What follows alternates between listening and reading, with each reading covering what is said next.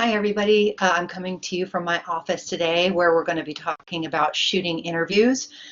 We've already gone out there and we've shot a bunch of B-roll and we've tried our sequence shooting, and now it's time to pull the people into our stories.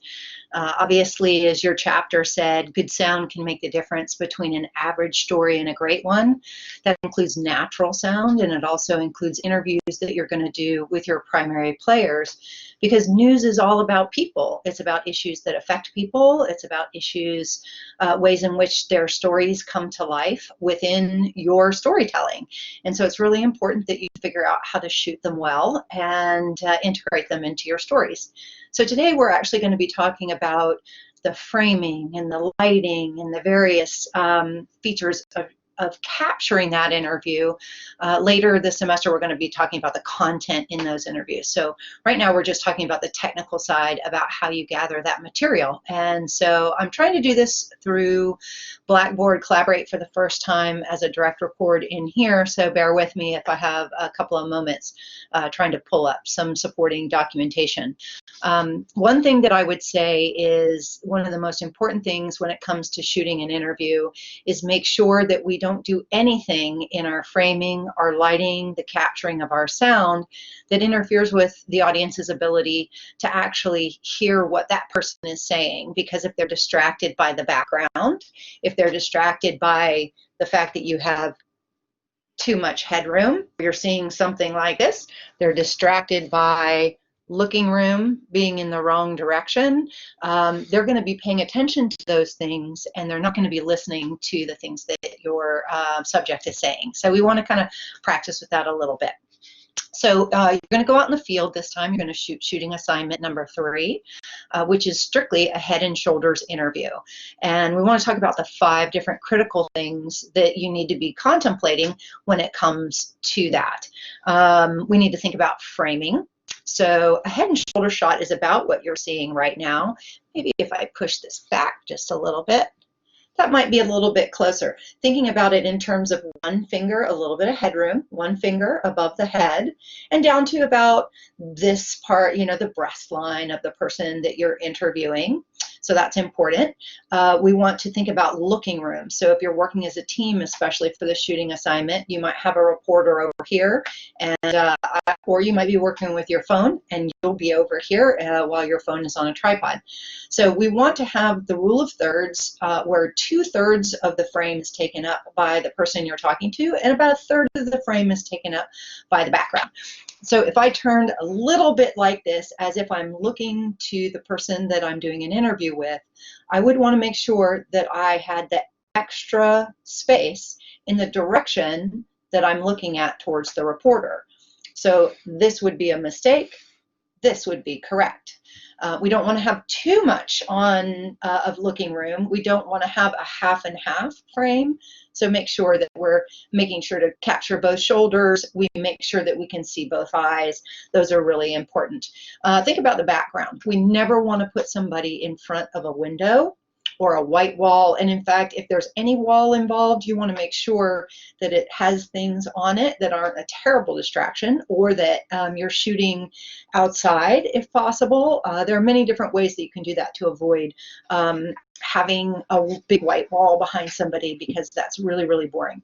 What we really want is we want to have what we call depth of field, where the person is in the front, in the foreground, and you're going to focus on this part of their eyes. And they have at least 6 to 10 feet behind them so that we can separate that person a little bit from the background.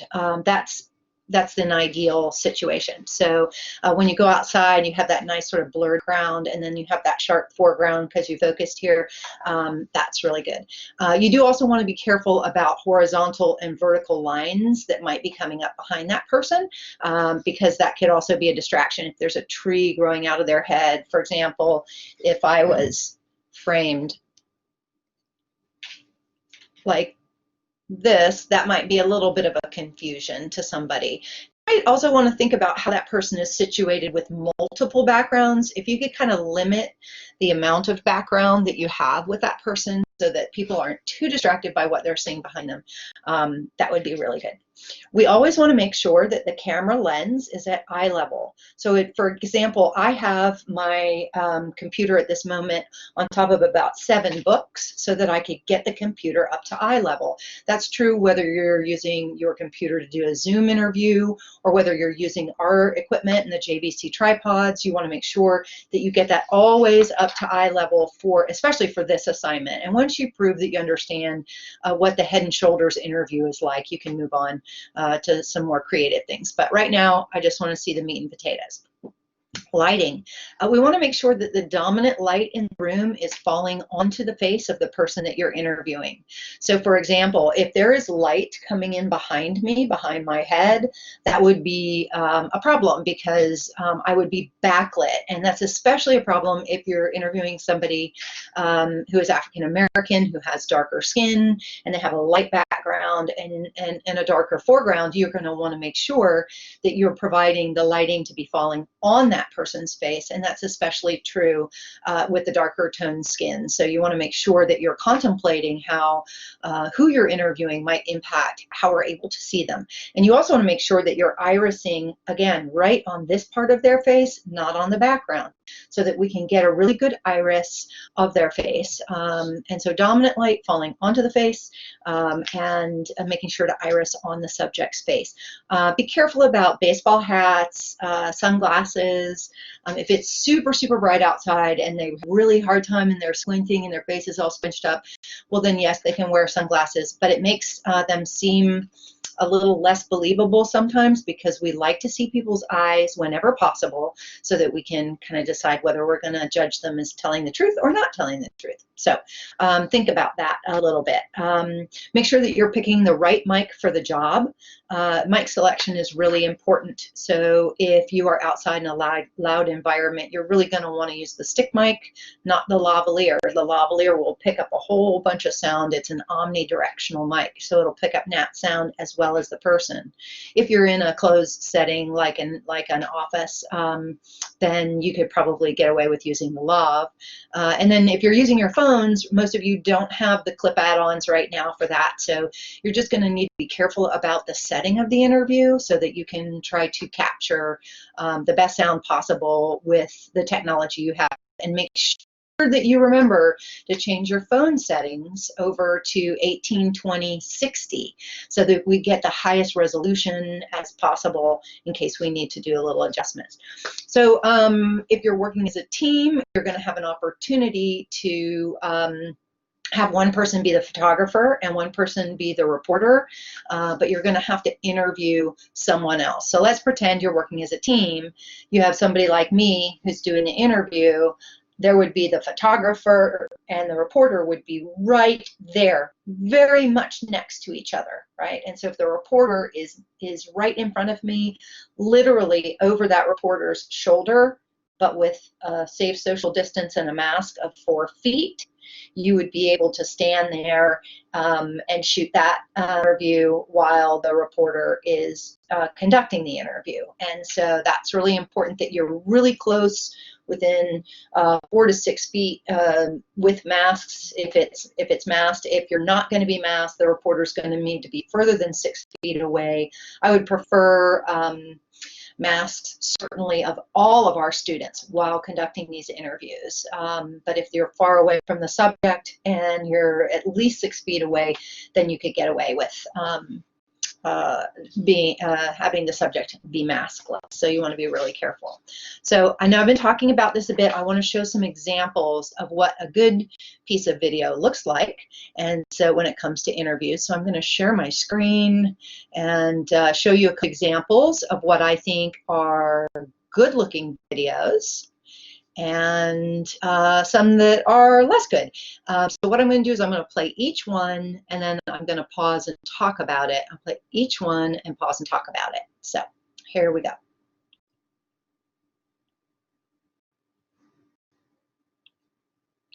So as you can see here, we're talking about framing, lighting, location, and mic placement. These are all the things that I just tell the people I'm at capacity, and they'll look in, it's like holes, and it's like the bar isn't full, the bar's packed, but still, you know, it's 85 people in here. It's 85 people in here. So I love this interview. We have a good head and shoulder shot. We have the proper looking room. He's looking towards the reporter. We have taken advantage of the lighting in the background. He is well lit on his face. They did need to add light in order to pull that off. Our cameras are very good with this kind of lighting, just without adding a light, but in this case, it's helpful to hold a light down and to the right to bounce that light up towards his face instead of putting it on top of your camera and having it be a spotlight in his face. So that is something to contemplate. Anybody's going out. You know, if it feels overcrowded, if it looks overcrowded, and you don't know the exit, where the exits are located, then it's probably not a good idea to be. Okay, so let's talk about this interview. Good headroom, right? Maybe a little more headroom than you need. You could probably tilt down and pan to the right just a little bit. So, but I still think it's a well lit interview. We can see him very clearly. He has the background in context with the interview, which is in his office, and so I like that interview quite a bit. Be in that place. This is the generation of the phone. And we can make this as easy as possible to get food and order food. That's the route that they're going to go. Okay, let me back it up just a smidge on that one. So looking at this one, what I really like about this is that even though he is backlit, it's within the context of the B-roll that was shot. It's a little tighter as a Head and Shoulders, but there were some issues with the background facing the other direction, so they kind of were forced into that. I would be a little bit cautious here. I think his hat is in very sharp focus, but his eyes are in a little less focus. That said, I would be very happy if you could come back with that interview. Order food, that's the route that they're going to go. This is a season of giving. It's about the season of finding out what's important in your life. Okay, so I'm going to stop about this one. Look at it. Good headroom, good looking room, good sound, despite the fact that it's a very loud environment. So there's a lot of activity going on behind her, and so the reporter in this case used a stick mic and stood off to the side. Now, if you're flying solo with our cameras, you would probably be better off to be standing on the opposite side of the camera so that you can simultaneously monitor your record as well as hold the stick mic in your left hand. That way you could kind of both be shooting as a true MMJ, monitoring your recording, make sure all is well while you're conducting the recording, which means you would be very close to your camera and holding your stick mic and pointing it out towards the person you're interviewing. You may also notice that it's a really bright background. Maybe the camera's a little bit below eye level. Maybe get it up a smidge more, but she's well lit, and so the iris on her face, even though the background is light, is a good example. Taking note, having a heart, and giving back to the community, and realizing that it doesn't have to be something bright and large, even the gift of a smile. So a rotating menu based on what's available close to home, so South Carolina products. Oh my gosh, I love this interview. So fantastic, right? We've got head and shoulder shot, looking room in the correct direction. He's actually many, many feet in front of that board. It looks close, but he's actually maybe 6 to 10 feet away from the menu board. But what I especially love is I love the fact that the dominant light is falling in on his face from the window at the front of his store, and so it feels really natural. Notice the mic placement for the lavalier. In this case, we're inside his business. It's a little more quiet. So in this case, you always are going to ask your subject if they would run the lavalier mic up inside their shirt and clip it. If they have a jacket on, that would be different, but if they're wearing a t-shirt especially, they should run it up inside their shirt and then clip it to their collar or something along those lines. Definitely don't clip it to a necklace or anything like that. We don't want to see the cable in front of it. So that needs to be hidden. And we want to make sure that that lavalier is on the left side or on the side of the looking room. So if he's looking left, that lav should actually be a little more over to the left. If he was looking to the right, you would want it over to the right. But so this is sort of right in the middle. We want that mic pointing towards their mouth so that we're gathering that. It could probably be 2 or 3 inches down further than where it is if you had that opportunity. I might clip it lower instead of on the top of the collar, maybe come out through the buttonhole a little further down and clip it there. That are going to be fresh and seasonal and meet the requirements of a whole food diet. It's really essential, being as small as I am. Obviously, you know, the goal. So I love, love, love this interview. It's in context with the story that was shot. It's head and shoulders, well framed. It maybe has a little extra looking room because there's activity going on behind him that suits the story. So this is kind of a little more artsy. You could pan left and tighten up just a little bit probably, but I think it looks really good. He does have a little bit of a hot spot on the top of his head because the sun conditions were changing when they were recording this, but the sound is good. We see both eyes. He's placed well looking towards the reporter. Was to have those clients and everybody else that wants what you're doing or making. Just love them, and I want to make sure that they have everything they need to have. Now this interview, spectacular. They grabbed this woman for a little bit of natural sound on a story about childhood hunger in Richland County. And they found that she was interacting so beautifully with the children as they came through the lunch line that they needed to mic her up for both ambient sound and for an interview. And so there were a bunch of Nats pops from this B-roll as well as a good quality interview. Head and shoulders, a little less so in this interview because she was actually working with the children while doing the interview. And so you can see that it's a little more half and half, but because the reporter and the photographer working on this story was like, oh my gosh, I need to just jump out there and get that. And if you were flying solo and you need to clip a lav on her, even though it's loud, that would be something that would be good to try. Wear some headsets, do your best to try to get the best sound that you can, but this is really nice. You know, nutritional-wise. That child, you know, that's struggling to grasp a concept in. Oh my gosh, what a beautiful interview. Beautiful interview. Takes advantage of the available lighting, head and shoulders, little bit of looking room, 1 inch above the head, 1 finger above the head. He's doing an interview in context with the story. We're not shooting the interview in a conference room or some office somewhere. We're like, hey, let's talk about it in the kitchen, right? Do you see the lav placement? Very much hidden within there, but we're getting good sound out of it. You might decide if you were in a louder environment that you would hold a stick mic. If you were an MMJ and shooting this alone, you could certainly be standing just a little bit over to the side. Hand your stick mic out with your left hand. Make sure to leave your right hand free in case you need to make any camera adjustments, and then stand there so that your subject can be looking directly at you. Math class or science class, you know, maybe that food, you know, provided the necessary fuel for them to, you know, their brains to function and absorb the information that they need to be successful. Being able to kind of spread that message that kids from different backgrounds should be able to. Okay, and again, what a beautiful interview. In this interview, she is well framed, well lit, quality depth of field, good mic placement.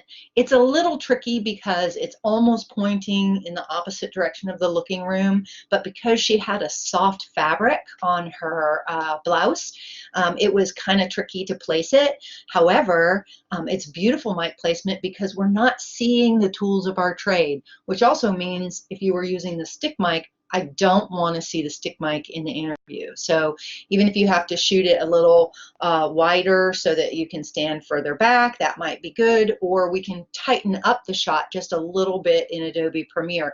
But this is a beautiful interview. To eat together, and I have to worry about a cost of what that food should look like. Fan of football, but I am definitely going with Zeke. Okay, so this interview a little bit different. Got head and shoulders. It's a little more center because he's both talking to the reporter who's over to the right side of the camera here, and he's watching a football game on TV at a bar. And so it was a quick pickup interview. I think it's really great in the context of the story because we weren't going to ask him to get up and move while he's watching the game. So the reporter just sat right down with him and grabbed this interview real quick. I think it was a really nice looking interview. It is up against a wall, but in this case, we didn't want to move him. Drew Brees and Amari Cooper. You know, they get a chance to FaceTime with their family members and get a chance to catch up, but when it comes down to connecting with their pets, they don't really have that same opportunity. Everything that this building is made of, we make right here. Okay, so I want to come back to this interview, right? Doing an interview with the dog. In the interview, if it seems appropriate to do that, by all means, come out wider, grab something creative later in the semester. For this one, Head and Shoulders, keep it simple, right? The next interview, Down to connecting with their pets, they don't really have that same opportunity. Everything that this building. okay, so love this interview. She's a hand talker just like me, and they did the interview on the production line. And look at the mic placement. The mic placement is on the left side of her blouse so that as she gestures behind her, you can keep that sound coming. So when her mouth turns to the left, the mic is going to follow along with her instead of her talking away from the mic. Very important when it comes to law of placement. Also, just, this interview pops off the screen. It's really good. Building is made of, we make right here. They have wonderful people. Everybody. Technically, this looking room is correct, but look how different it is to have this interview here versus the preceding interview. So those are things that we want to be contemplating. I'm going to also now, let me stop sharing that real quick.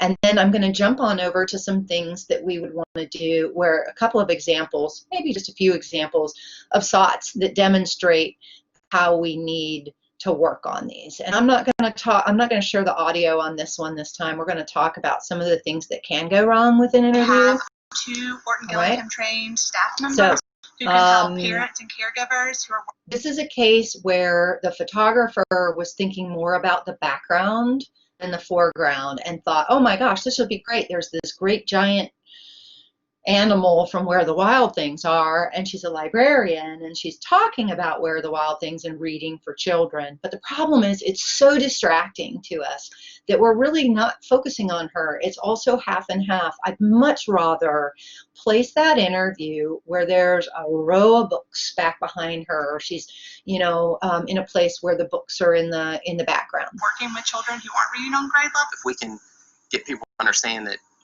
All right. Oh my gosh, we put this guy right up against a fence, literally, yeah?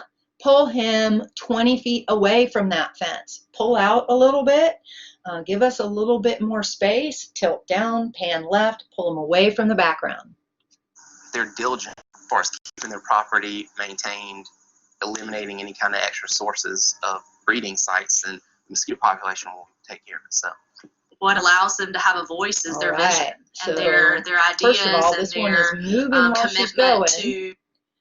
Oh my gosh, it's a dark background, really kind of boring background. So we want to be able to hear her. We've got a ton of looking room. We've got way too much room around her. Maybe if you tightened up a little bit, it would be okay. But also the dominant light is falling on her face in a kind of weird way. Take her outside, get her somewhere else where you have a richer background, or at the very least, tilt down, pan right, zoom in just a little bit so that we can get rid of all of that wasted space all around her. You don't want to do that in the edit. You want to shoot as clean as possible the first time around if you can. Do the work that is ahead. Means that's great because again, look at that background, right? Very exciting. So get her somewhere else. Put her out in the middle of the entryway of the building. Take her outside. Do something that might, even in the hall with a hall running down behind her in her office space, somewhere where we can focus a little more on her. I'd also say that the camera's a little bit too high here. I'd get it down, tighten up. At the very least, you're going to tighten this up, eliminate some of the headroom, eliminate some of the looking room, get it down closer to eye level, but better yet, move it somewhere else. Especially at this time of year, when the Christmas season arrives, they can spend for themselves and their families, but they can also give generously if they choose. We are trying to, get these kids excited. I would say this is another example where you put the person immediately on the background that they are associated with.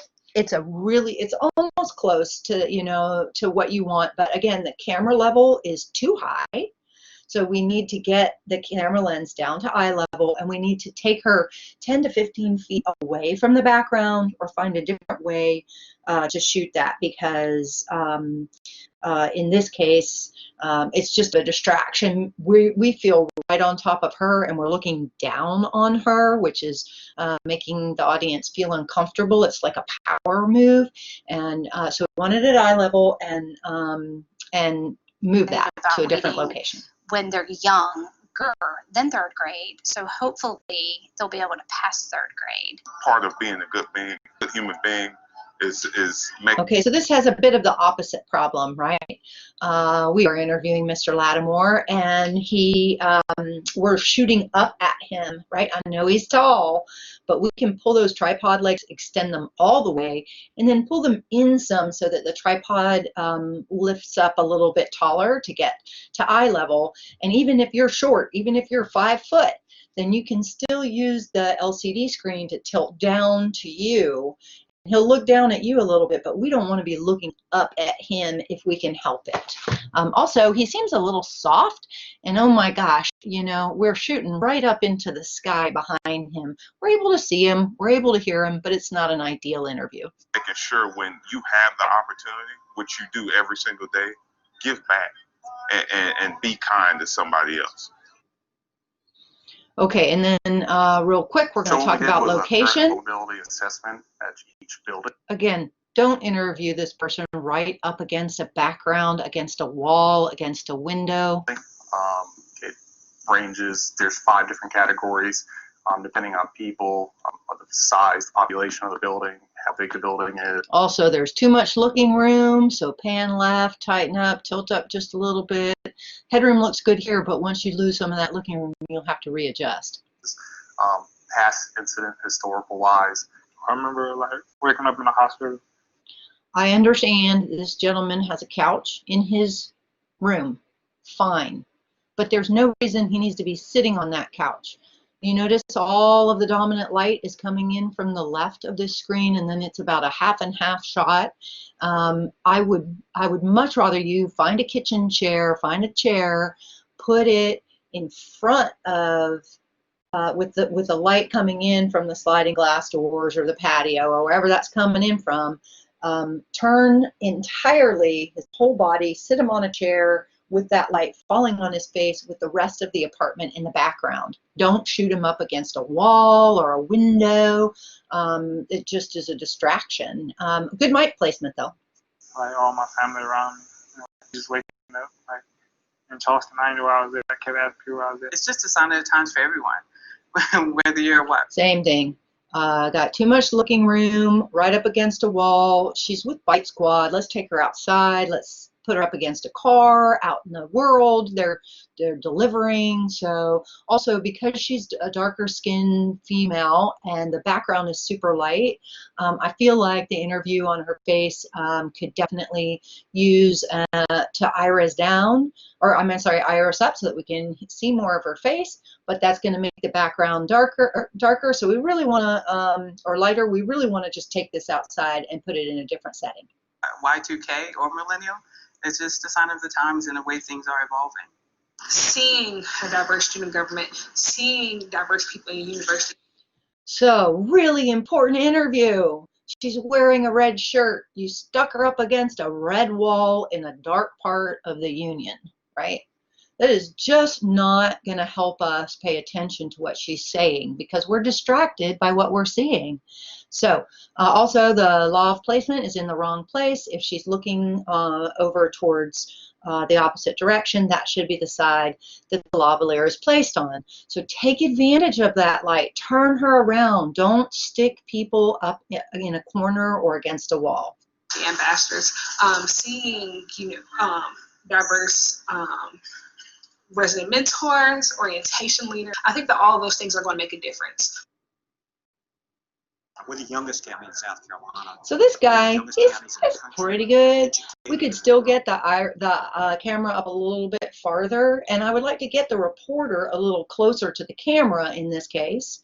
So actually this was a one-man band shoot, so you need to stand closer to the camera, and that way he's not looking quite so profile. So workforce is the key to it. Also, I think they might have used a lav. I'm not sure. It's a pretty loud background, and I'm having a little bit of difficulty hearing him. So if you're in a situation where you have an opportunity to choose the lav or the stick, something like this, you want to use the stick mic. You want to get it up as close to his mouth as possible without seeing it in the shot. I'm more likely to have unstable relationships, which can be dangerous in terms of feeling. So I really like the concept of this interview. I like it being outside. It's actually really well lit. We have a bit of half and half, and I think that camera lens is a little high. So I would tighten up the shot so that we have less looking room, so that she takes up 2/3 of the frame. Get the camera lens down a little bit and put the lavalier. Actually, I'd probably skip the lav because there's lots of sound of people walking by and the crunching of leaves. I'd probably use a stick mic here, but if you're going to use the lav, make sure that you're putting it on the correct side, which would be the opposite of what we're seeing here. Of self-worth and risky behaviors later on in life. Well, I'm just excited about it becoming a destination. So I love the look of this interview. Absolutely beautiful. It was actually shot with somebody's DSLR. Just a beautiful interview. But where's the reporter? The reporter is standing while the mic or the camera is at eye level, but the reporter is standing up. If you are interviewing someone who's sitting, you need to bring your body down to eye level with that person. If you're interviewing a little person, a child, and they are sitting on the floor, you need to sit down on that floor. You don't want to be standing above your interview subject. It's uncomfortable for the people at home. So even though the lav placement is pretty good, in this case, they actually ran the lav cable up behind his shirt and then through his collar and clipped it there. It worked out okay. Sound was fine. Really sharp, lovely, blurry depth of field. Very nice. But he's looking up at the reporter, so it's a distraction. Once again, you know, it hasn't always been this way here. This has been a lively spot before. You know, it did kind of have a bit of a downturn, but hopefully if they're doing this right, it'll get back to being its own little destination. And you can really keep someone healthy just by simply giving Same them thing a here. month's supply. She's looking up at the reporter. She's up against a wall. It's dark. We're not taking advantage of the dominant light in the room. You're using a lav in a busy place. I think, you know, this is something we want to. Something that costs $6 to do, maybe. It makes a world of difference. All right, I'm finally. hopeful that by introducing more positive lifestyle behaviors at the Mrs. college Pastides. age, that people will realize that, you know, the longer you lead a healthy lifestyle, the longer your life will be. You know, we've all been in that situation where it's just happened. Again, dominant light falling in a weird place behind her. You can see the shadow of her face in front of her, so you can tell right away you're not taking advantage of that. So actually shoot her with the work that the women are doing behind her. Turn her around. This is a really interesting story about the homeless period project. Very interesting, but a bit of a distraction. It looks like she's in Gulag being interviewed by someone who's holding her captive with a light in her face. So let's avoid that. In the restroom, my mother nurse was like, "Hey, girl."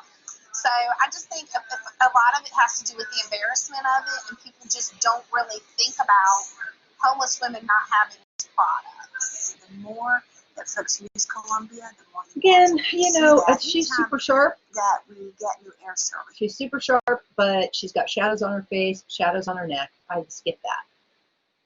This person is backlit and this in blue. This person is backlit and it's half and half. This person, I can hardly see it all. Super blown out in the background. Reorganize that, relocate it. And then let's talk real quick about mic placement. Don't ever hand over the microphone to somebody. You need to stay in control of your microphone the entire time. Just hold it out to that person and tell them you're going to hold on to your mic. That's especially true now when we don't want to be sharing our mic. We want to make sure to wipe it down. I think that in this case, the mic was just really far away from her, plus she's dark, and you know, this is just not a good interview. And let's talk about focus problems. This interview was focused on the Toys for Tots box, not on the person we're interviewing, so that's an issue. This person, in this case, this is a beautiful interview where they're interviewing the mom with the kid on her lap. Let me play it for just a second. Kind of menial. I'll, you know, do timeout or take something away. Okay, I'm going to back that up again, because what you'll notice is that interview starts out really sharp and beautiful. Oh, it starts out sharp and beautiful, but when the child, see, look how beautiful it is there, but when the child behind her starts to move towards the Christmas tree, and I'll play it again, we see the focus shift. That is what's wrong with staying in autofocus. If you use manual focus on her face, even if that child is moving around in the background, this interview will stay in focus. And oh, isn't that so cute, that little baby looking up at her mom. We've hidden the lav mic. So much to like about this interview. It's real pretty. It's in context with the story. We like it very much, but look what happens when the kid behind her starts to move because the photographer was in autofocus. Menial. I'll, you know, do timeout or yep, take something away. So that's a distraction. And here are a few other distractions. Do not. And you're saddled with a huge amount of debt that you're having to pay off. Why do we need to see her jacket on a pile of things in the behind her?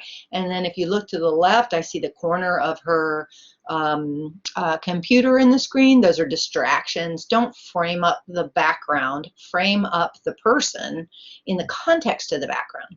You just paid to go to law school, so you know you're forking over a mortgage payment's worth of money a month. Start pre-treating, as we call it, a few days before the horizontal and vertical lines in the background, sunglasses, shadows on faces. These are the sorts of things that we're going to avoid. So I'm just going to wrap up with you today to let you know these are sort of some of the things that you want to be thinking of when you're out shooting your next shooting assignment. Shooting assignment number 3. It is up on Blackboard for you to take a look at, and the due dates are going to be listed in the course schedule, so you'll be able to find that. I might say if you are doing this during the fall of 2020, we have a big election coming up. So when you read that assignment and I say I really don't care what people say, if you want to practice your reporting skills, go out and get an interview with somebody and ask them what they want to hear the candidates talk about in this election. What are the issues that matter to them? What are the things that they would like to know more about? What are some of the things that they wish the media would cover more in the mainstream press as opposed to what they're covering today? What stories are being left out? That might be an opportunity to practice your reporting skills, even though right now what we're really focusing on are your shooting skills, and soon it'll be your editing skills. So I look forward to seeing you again soon. I hope you guys are doing well, and I will look forward to seeing your next shooting assignment. All right, thanks so much.